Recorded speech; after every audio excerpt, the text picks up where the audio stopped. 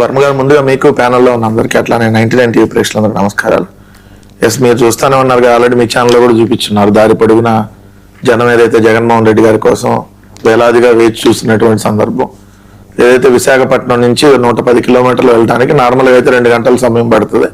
సరే, పొలిటికల్ లీడర్గా జగన్మోహన్ రెడ్డి గారు ప్రతిపక్ష పార్టీ నాయకుడిగా ఉన్నారు కాబట్టి ఇంకొక గంట లేట్ అవ్వచ్చు అని మేము షెడ్యూల్ కూడా 3 గంటలని ఇచ్చి మధ్యాహ్నం 2 గంటల సమయానికి వెళ్ళాలి అనేది ఇచ్చినటువంటి షెడ్యూల్. సో మీరు ఎక్కడికక్కడ చూస్తే 10:50కి విశాఖపట్నం ఎయిర్పోర్ట్ లో జగన్మోహన్ రెడ్డి గారు దిగితే అక్కడి నుంచి ఎయిర్పోర్ట్ లోంచి బయటకు వచ్చి ఆ రోడ్డు ఎక్కేటప్పటికి 11:30 అయిపోయినటువంటిది. దాని తర్వాత సింహాచలం, అదేవిధంగా ఆనందపురం, భోగాపురం రోడ్డు, నాతవలస టోల్గేట్, ఇలా మొత్తం లైన్ గా చూస్తా ఉంటే ఏదైతే అక్కడ 4:40 నిమిషాలకి నిన్నటువంటి అంపువులు దగ్గరికి వెళ్ళటం, జైలు దగ్గరికి వెళ్ళేటప్పటికి టైం అయిపోవడం జరిగింది. అంటే దారి పొడుగునా జనం జగన్మోహన్ రెడ్డి గారి కోసం ఉత్తరాంధ్రలో ఉన్నటువంటి 3 జిల్లాల జనం ఎక్కడికక్కడ ఏదైతే వచ్చారనేది విజువల్స్ చూస్తే మీకు అర్థం అవుతా ఉంది. సో ఎవరైనా పర్యటన ఇప్పుడు తొందరగా వెళ్ళాలి, పరామర్శకి వెళ్ళాలని అనుకుంటారు, కానీ కావాలని అయితే అక్కడ లేట్ చేయరు కదా. ఎక్కడ జగన్ గారు ఆగి స్పీచ్ ఇచ్చింది లేదు, లేదంటే ఒక పావు గంట 20 నిమిషాలు ఎక్కడ ఆగేసి ఏదన్నా టిఫిన్ లో చేసింది కూడా లేదు. ఎక్కడికక్కడ ఆయన వెహికల్ కదులుతానే ఉంది, జనం కూడా అదే విధంగా వెళ్తానే ఉన్నారు. ఎక్కడికక్కడ బారికేడ్లు పెట్టి ఈ ప్రభుత్వం రానియకుండా చేసినా కూడా ప్రజలు ఎలా వచ్చారో మీరే చూస్తున్నారు. అంటే అక్కడ అనుకున్న కార్యక్రమం వేరు కదా, దానికి ఒక ప్లాన్ వేసుకోవాలి కదా. ప్లానింగ్ లేకుండా ఎట్లా వెళ్తారు సార్? ప్లానింగ్ ఉండే వైజాగ్ నుంచి శ్రీకాకుళం వరకు అన్న పోనీ నార్మల్గా వెళ్ళి పోనీ అక్కడి నుంచి జనాలు ఉన్నారంటే అది వేరే విషయం. వైజాగ్ నుంచి వెళ్ళాలి అంటే అది ఎప్పుడు అవుతుంది? అసలు అవ్వదు కదా. వైజాగ్ నుంచి వెళ్తారు, మరి ఎక్కడ వెళ్తారు? నేను అనేది వైజాగ్ ఎయిర్పోర్ట్ నేషనల్ హైవేలో అప్పుడు ఉన్న డైరెక్ట్ గా వెళ్ళిపోయి అక్కడి నుంచి పోనీ జనాలు ఎక్కువ ఉన్నారండి, ఇది తెలిసి జనాలు వచ్చారు, అందువల్ల లేట్ అయింది అంటే అది ఓకే. అసలు ములాఖత్ అని పేరు చెప్పి అక్కడికే వెళ్ళకపోవడం కాదు. నాకు అర్థం. ఇప్పుడు విశాఖపట్నం ఎయిర్పోర్ట్ లో జగన్ గారు దిగితే విశాఖపట్నం జనాలు మీరు రాకూడదు, లేదు విజయనగరం ఎవరు రాకూడదు, శ్రీకాకుళం జైలు హైవే అంటున్నాను నేను. 100 కిలోమీటర్ల హైవే అది. అవును, మీరు చూసారు కదా 100 కిలోమీటర్ల హైవేలో జనాలు దారి పొడుగున ఎలా వచ్చారు అనేది, వైఎస్ఆర్ కాంగ్రెస్ పార్టీ శ్రేణులతో పాటు ప్రజలు ఎలా వచ్చారు అనేది మీరే చూస్తున్నారు కదా. జగన్ గారు ఏమన్నా కావాలని వెళ్లకుండా ఆకుండం కోసం ఇంత ఖర్చు పెట్టుకోను, లేదంటే ఇంత ప్రోగ్రామ్ పెట్టుకుని వెళ్తారు, స్పెషల్ ఫ్లైట్ కార్యక్రమం అవ్వలేదు కదా అని ఏం చేస్తుంది. దారిపడి జనాలు వచ్చారు, ఎక్కడికక్కడ ఆకుండా ఉంటేనేమో ఇప్పుడు పబ్లిక్ ఉన్నప్పుడు ఓ పొలిటికల్ లీడర్ ఖచ్చితంగా ఆగి వాళ్ళకి అభివాదం చేయాల్సిందే. చేయకుండా నేను వెళ్ళిపోతాను అని చెప్పి కారులో అందరూ పోనిచ్చేసేయండి అని చెప్పి చెప్పబెట్టకుండా వెళ్ళిపోరు కదా దారిలో. సో ఇక్కడ ఒకటి గమనించాల్సింది ఏంటంటే, ముందు పోలీసులు ఈ ఆంక్షలు పెట్టకుండా ఉంటే క్లియర్ గా కొంత అడ్డంకులు లేకుండా ఇంకొంత ఒక గంట ముందు వెళ్ళేటటువంటి అవకాశం ఉండేదేమో. ఎక్కడికక్కడ మీరు అడ్డంకులు పెడుతుంటే ఏం చేస్తారు? పబ్లిక్ ఇంకా పెద్ద ఎత్తున రావడానికి ప్రయత్నిస్తారు. ఎందుకు ఆంక్షలు పెట్టాలి?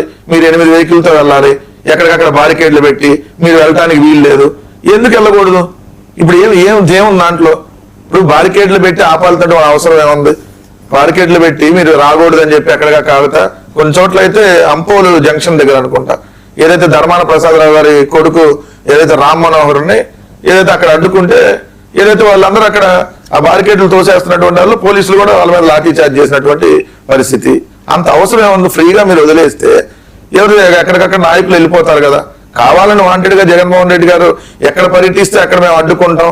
అంతకుముందు కూడా అంతే, సత్తెనపల్లి వెళ్తుంటే ఒక వెహికల్లోనే వెళ్ళాలి. నెల్లూరు జైలుకి వెళ్ళి పిన్నెల్లి గారిని వాళ్ళు పరామర్శించే టైంలో వీళ్ళు చేసినటువంటి చూసారు కదా, ఎక్కడికక్కడ రోడ్లు కూడా తవ్వేసినటువంటి పరిస్థితి. అంత అవసరం ఎందుకు వచ్చింది ప్రభుత్వానికి అని చెప్పి క్లియర్ గా అడుగుతా ఉన్నా. ఇప్పుడు మీరు కూడా అంతకుముందు పాదయాత్రలు చేశారు, అంతకుముందు అనేక పర్యటనలు చేశారు, లంబూతులు కూడా తిట్టారు రోడ్ల మీదకి వచ్చి. ఒక్కొక్కరిని ఏదైతే రోడ్ల మీద నడిపించి తీసుకెళ్తానని లోకేష్ మాట్లాడినటువంటిది ఎక్కడా పర్యటనలు ఆగలేదు కదా, సాఫీగా సాగినాయి కదా.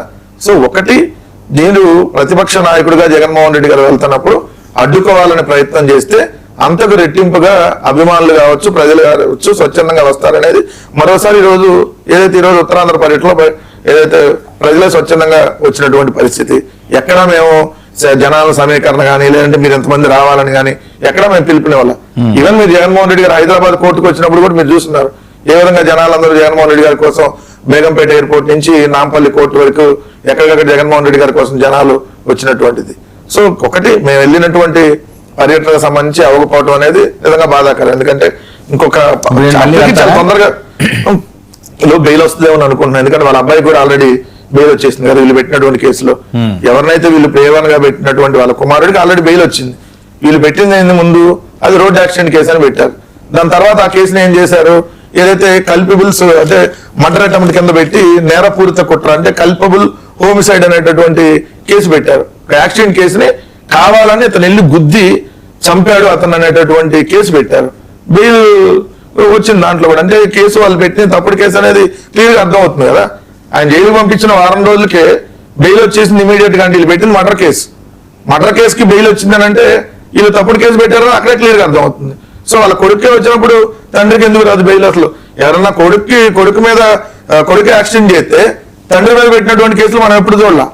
మన నిన్న ఇచ్చాపురంలో కూడా ఇచ్చాపురం తెలుగుదేశం ఎమ్మెల్యే డైరెక్ట్ గా గుద్దితే ఒక వృద్ధుడు చనిపోయాడు. మరి వాళ్ళ మీద కూడా మర్డర్ కేసే పెట్టాలి కదా. ముఖ్యమంత్రి కానవాయి గుద్దుకొని చనిపోయినటువంటి ఉన్నాయి, మరి ఇటన్ని మీద కూడా పెట్టాలి కదా. నాగార్జున, మీ వర్షన్ ఏంటండి? జగన్మోహన్ రెడ్డి గారు ఈ రోజు వెళ్ళలేకపోయారు ఫైనల్ గా. సో అంత ఎత్తున జన సమీకరణలో అసలు సిక్కోలంతా కూడా శివాలెత్తింది జనాలతోటి అని చెప్పి పెద్ద ఎత్తున ట్రోల్ అవుతుంది. సార్, ఏ రాజకీయ నాయకుడైనా పరామర్శనకు వస్తే ఏ పార్టీ అయినా సరే, మా పార్టీ అయినా సరే, ఇంకో పార్టీ అయినా సరే, ఇంకో పార్టీ అయినా సరే, జన సమీకరణ చేయటం కామన్. అది మనం బహిరంగంగా ఒప్పుకోవాల్సిన నిజం. మేము చేశారుగా జగన్మోహన్ రెడ్డి గారు చేశారుగా. చేయకుండా ప్రీ ప్లాన్ ఆ వంతు ఫ్లెక్సీలు ఎక్కడి నుంచి వస్తుంది సార్?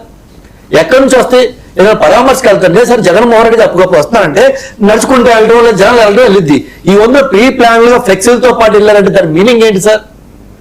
చెప్పాడు లోకల్లో ఉన్న ఎమ్మెల్యే కేడర్లు ఉన్న ఎవరైతే ఉన్నారో వాళ్ళు మీరు జన సమీకరణ చేయండి అని చెప్పి టార్గెట్లు ఇచ్చారు. దాని వల్ల చేశారు కదా. చెప్పారా?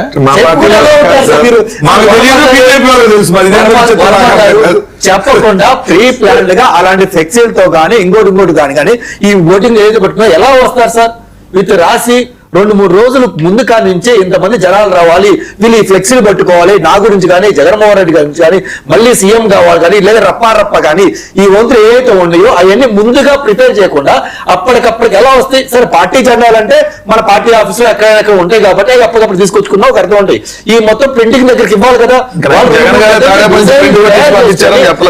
సార్. వాస్తవాలు కదా రెడీ చేసి మొత్తం తీసుకురావడం కావాలి కదా సార్. ఇక్కడ క్లారిటీగా క్లియర్ గా కనబడుతుంది కదా.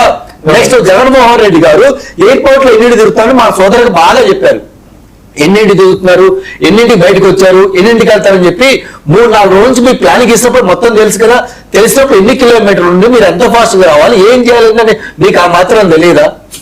మీరు జన సమీకరణ చేసి మీ ఫెయిల్యూర్ అయ్యి ఈ రోజు ప్రభుత్వం మమ్మల్ని వెళ్ళట్లేదంటే సార్ 2 రోజుల పిఎం ప్రోగ్రామ్ సార్. మేము గినక ఆపాలంటే డైరెక్ట్ ఆపొచ్చు కదా. జగన్మోహన్ రెడ్డి గారు మీరు వెళ్ళడం కరెక్ట్ కాదు, ఇంక 2-3 రోజులు ఆగండి, 4 రోజులు ఆగండి, పిఎం ప్రోగ్రామ్ అయిపోయిన తర్వాత మీరు వెళ్ళండి సార్ అని చెప్పొచ్చు కదా. పిఎం ప్రోగ్రామ్ కి పిఎం ప్రోగ్రామ్ కి పోలీసులు అక్కడ ఉంటే కమాండ్స్ అక్కడ ఉంటే వీళ్ళు ఏమంటారు? మా కోసం పోలీసులు పెట్టారంటారు. మీకోసం పోలీసులు పెట్టడానికి ఏముంది అక్కడ? ఇంకోటి సార్, ఆ లోకల్లో సిఏ అంటే ఒక మహిళ, ఆ మహిళ మీద విచ్చాలి విడిగా ఈ వైసీపీ దుర్మార్గులు ఎలా పడితే అలా మాట్లాడి ఎలా పడితే అలా నెట్ లాక్కోపోయారు సార్. విజువల్స్ కూడా ఉంది కాబట్టి మీరు ఆ విజువల్స్ ప్లే చేయండి. ఎంత దుర్మార్గం. ఇంకపోతే పోలీసు సోదరులు రానిలేరా 1 మే కి ట్రాఫిక్ కి ఏమైనా అడ్డం పెడితే బ్యారికేడ్స్ అడ్డం పెడితే అవి మేము దూక్కుంటూ వెళ్తాం అంటే పబ్లిక్ డిస్టర్బెన్స్ లేకుండా ఉండాలి కదా. దానికోసం పోలీసు